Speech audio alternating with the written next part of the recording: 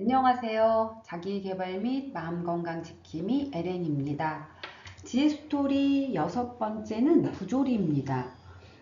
부조리는 알베르 까미라는 실존주의 철학자의 핵심 개념인데 제가 이 부조리라는 개념을 발견하고 내 삶이 참 부조리했구나 라고 하는 것을 인식을 하게 되어 이 컨텐츠를 한번 만들어 봤습니다. 저는 아침에 잘 눈을 뜨는데 6시 정도에 일어나는데 눈 뜨면서 나는 왜 사는지 잘 모르겠어 라고 하는 이런 경험들이 굉장히 많습니다. 그리고 출근을 해서 뭔가 계속 열심히는 하고 있습니다. 그런데 이따금씩 왜 나는 이걸 하는지 모르겠어. 근데 해야 한다는 생각은 있어. 그렇게 그 일을 열심히 하면서 살고는 있습니다. 이처럼 나의 삶은, 우리의 삶은 뭔가가 계속 반복이 됩니다. 그런데 특별한 어떤 명확한 목적이 없이 반복이 되는 경우가 굉장히 많습니다. 알베르 까미는 이를 부조리라고 표현을 했습니다. 자, 알베르 까미는 노벨 문학상을 받은 작가이기도 하고 주변의 사람들이 이 까미를 평가할 때는 실존주의 철학자다라고도 표현합니다. 그런데 정작 까미는 나는 작가도 아니고 철학자도 아니고 사상가도 아니고 그냥 단순하게 삶을 이해하려고 하는 한 개인일 뿐이야. 이렇게 스스로를 평가한 에피소드를 본 적도 있습니다. 자, 그가 말한 핵심 개념인 부조리는 세계는 아무 의미도 주지 않는데 인간은 의미를 찾으려고 한다. 그러니까 세계는 의미가 없는데 그 안에 있는 나는 자꾸 의미를 찾으려고 하니까 없는 것과 찾으려고 하는 것, 있는 것에 충돌이 자꾸 일어나게 되는 것이고 이 충돌 자체를 부조리라고 표현을 했습니다. 우리는 분명히 뭔가 나는 의미가 있을 거야. 내가 태어난 이유도 있을 것이고 내가 뭔가 또 해야 될 거야. 그런데 안타깝게도 세계는 아무 의미가 없다라고 하는 것. 그래서 이 둘 충돌 사이에서 우리는 부조리를 자꾸 경험을 할 수밖에 없습니다. 까미가 설명한 인간의 삶에 있어서 가장 부조리의 유형들은 어떤 것들이 있느냐 할 때 크게 세 가지를 제안했습니다. 하나는 반복되는 일상의 허무, 두 번째는 언제든 깨질 수 있는 계획과 기대, 그리고 세 번째로 사회적 불평등과 운의 강력함이라는 부조리를 설명합니다. 자, 일단 첫 번째, 반복되는 일상의 허무입니다. 우리는 일상이라고 하는 기계 속에서 되게 부단하게 열심히 잘 살아가고 있어. 그런 것 자체가 이제 부조리라고 표현합니다. 삶이 반복은 되는데 또 삶이 의미를 주지 않을 때 이따금씩 나는 왜 살아야 하는가? 라고 하는 이 질문을 던지게 됩니다. 예를 들면 끝이 안 보이는 루틴이 있어. 눈 떠서 출근을 하고 직장에서 일하고 시간 되면 퇴근하고 집에 가서 자고 또 아침에 기상하고 이게 계속 반복되는 루틴인 거야. 우리 학생들한테는 과제를 하고 발표를 하고 시험을 보고 방학을 하고 또 개학을 하고 또 과제를 하고 그래서 삶이 이렇게 자동화되어 있는 듯한 그래서 기계의 부품처럼 그냥 따박따박따박 움직이고 있는 것처럼 느껴질 때 나는 왜 이걸 반복하지? 이 반복한 이유에 대해서 명확하지 않으면 허무감을 느껴질 수밖에 없습니다. 이게 다 무슨 의미일까? 그래서 이러한 질문들이 등장을 하게 되었을 때 부조리가 탄생한다 라고 표현합니다. 그러니까 반복하고 있는 게 잘못된 것이 아니라 반복하고 있는 일상이 깨지는 순간 까미는 부조리가 탄생한다라고 말했습니다. 자, 두 번째로는 언제든 깨질 수 있는 계획과 기대입니다. 이는 불확실성의 부조리라고 볼 수 있습니다. 우리의 개인의 삶은 되게 안정적이었으면 좋겠고, 나의 삶에 목적도 있었으면 좋겠고, 그래서 그 목적지까지 가기 위해서 목표를 향해서 계획을 세우지만 세상은 그것에 내 기대만큼 보장을 하지 않습니다. 세상과 세계는 인간의 기대에 응답을 하지 않습니다. 내가 열심히 했으니까 보상을 받아야 된다라고 하는 기대. 그렇지만 안타깝게도 우리의 현실은 물론 보상이 주어지는 경우도 있어. 그런데 보상이 주어지지 않는 현실이 더 많다라는 거. 그리고 언제든지 깨지는 관계. 우리의 삶의 과정에서 우정도 사랑도 그래서 우정을 위해서 사랑을 위해서 이 관계를 노력을 되게 하고 있지만 어느 날 그냥 단번에 무너져 버리는 경우도 발생합니다. 그래서 우정도 사랑도 의미는 있지만 의미를 갖다 주긴 하지만 미래를 보장하지는 않는다라고 하는 거. 그리고 내가 계획한 대로 잘 세상은 움직여지지 않는다라고 하는 거. 이런 것들의 취약성.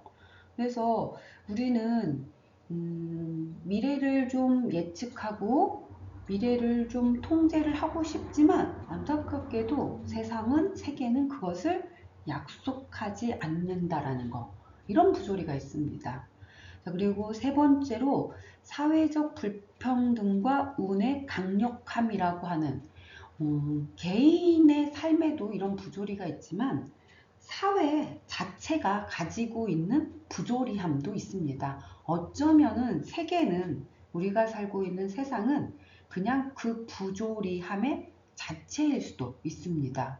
그래서 내가 노력한 만큼 무엇이 되는 게 이루어져야 되는데 간혹 우리는 내가 노력한 만큼 되기보다는 운에 의해서 인간의 삶이 좀 좌우되는 경우도 있습니다.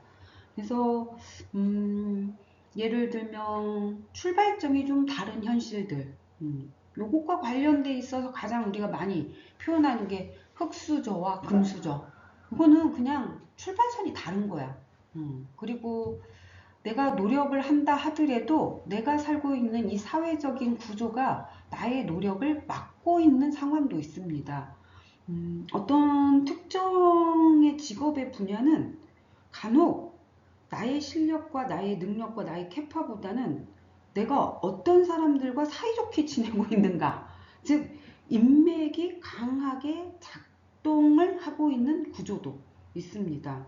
즉 조직의 시스템 자체가 불평등하게 보이면 나는 무엇인가를 해도 잘 안 되는 구조가 있습니다.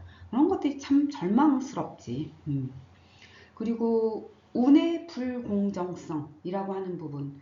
우리 사회는 능력보다 조건이 더 중요한 경우도 있는 것 같습니다.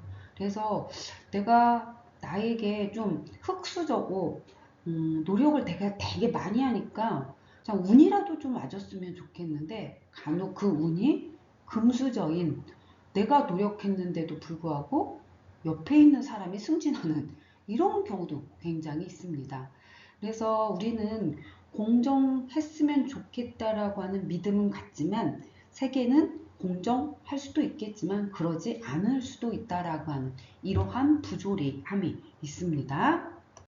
그러면 이런 부조리 속에서 나는 어떻게 살아야 될까? 우리는 어떻게 행동을 해야 되는 것인가? 이러한 이런 부조리한데 그럼 난 뭘 굳이 행동할 필요가 있겠어? 살 필요가 있겠어? 그래서 되게 이제 사람들이 자살이라고 하는 죽음이라고 하는 키워드를 많이 생각을 하게 되는데 이 까미는 그런 부조리 속에서 살아갈 수 있는 방법을 반항과 자유와 열정이라고 하는 대안책을 제안하게 됩니다. 자, 반항은 뭐냐? 이런 부조리한 세계 속에서 야, 그럼에도 불구하고 말하고 살아가야 되는 거를 제안합니다. 그래, 불공정하지, 세상이, 세계가. 그래도 내가 되는 방식대로 할 거야, 나는. 이러한 삶의 방식으로 살아가야 될 것이고, 이 말은 세계에 맞추는 속도보다 거기에 나를 끼워 넣기보다는 그냥 나의 속도 속도대로 가겠어. 니들은 빨리 가. 근데 나는 좀 천천히 갈게. 이러한 속도대로 가면 되는 거. 그걸 반항이라고 표현을 했습니다. 그리고 삶에 대한 에너지를 쏟대. 왜? 이거는 나의 삶이니까, 내 거니까 내 삶에 대한 에너지는 쏟대. 그 결과가 내가 에너지를 쏟은 만큼 세계는 주어지지 않을 수도 있다라고 하는 거 받아들이면서 그 결과에 내 스스로가 압도되지 않도록 저항하는 거, 반항하는 거, 이러한 삶의 방식을 제안을 했습니다. 그리고 또 하나의 방안으로서는 자유라고 하는 방안을 제안했습니다. 어쩌면은 우리가 살고 있는 세계가 부조리하다라고 하는 걸 깨닫는 순간 오히려 더 자유로워질 수도 있습니다. 뭐 어차피 정답은 없는 거니까 그냥 내가 정할게 하게 되면 되게 자유로워지는 거지. 그리고 우리 사회, 우리 세상, 세계, 타인이 원하는 방향으로 나 안 갈래. 반대 방향으로 내가 가는 것도 방법이야. 그래서 세상과 원하는 방향과 다른 길을 선택할 수 있는 자유도 있는 겁니다. 그리고 내가 지금 하고 있는 일을 잠시 스톱을 할 수 있는 그러한 자유도 있습니다. 이런 것들을 토대로 해서 내 삶을 좀 살아주는 것도 방법일 수 있습니다. 그리고 세 번째로 열정이라고 하는 방안도 제안했습니다. 어쩌면은 이러한 부조리한 세계 속에서 가장 아름다운 것은 나의 삶에 매 순간 충실하게, 그리고 저는 그것을 정성스럽게 라고 하는 말로 표현합니다. 정성스럽게 살아내려고 하는 의지, 이게 바로 열정이지 않을까 싶습니다. 성과가 불확실해도 내가 노력한 만큼 결과가 확실하지 않다 하더라도 그냥 하기라고 하는 거. 안 하면은 오히려 정말로 내 삶이 좀 하찮아질 수 있으니까 좀 더 괜찮게 만들기 위해서 그냥 하기라고 하는 방법도 있습니다.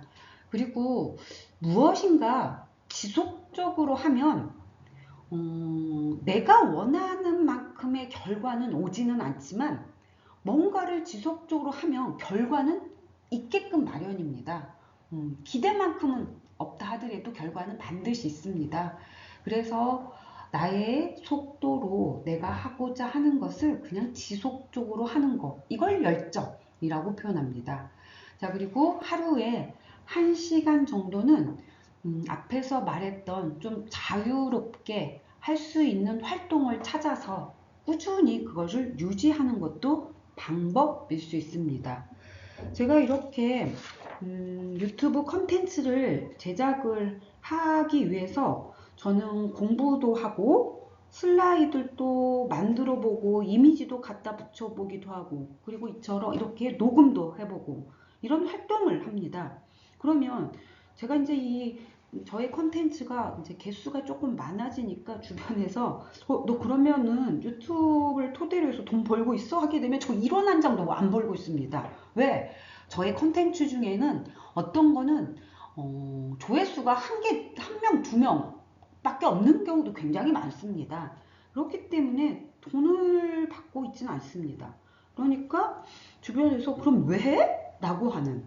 그런데 잠시라도 이 유튜브 콘텐츠를 만들면 이거를 하는 시간 동안에는 내가 좀 나를 위해서 자유롭게 해주는 활동인 것 같아서 저는 꾸준히 할 것이고, 앞으로도 지속적으로 조회수가 없어도 할 겁니다. 여러분도 무엇인가 하나를 지속적으로 하다 보면은 분명히 그게 뭔가 결과는 있을 것이고, 하루에 1시간 정도는 그런 것을 찾아서 좀 해보는 그런 열정을 가지고 사셨으면 좋겠습니다. 자, 부조리는 해결할 수 있는 것도 아니고 극복할 수 있는 것도 아닙니다. 다만 이게 삶이 부조리하다라고 하는 것을 내가 인식을 하면 나를 억지로 의미에 끼워 맞출 필요도 없고 삶에 대한 환상에서 벗어날 수 있고, 그래서 좀 더 나의 방식으로 살아갈 수 있도록 해주는 것은 맞는 것 같습니다. 지혜 스토리는 지속되겠습니다.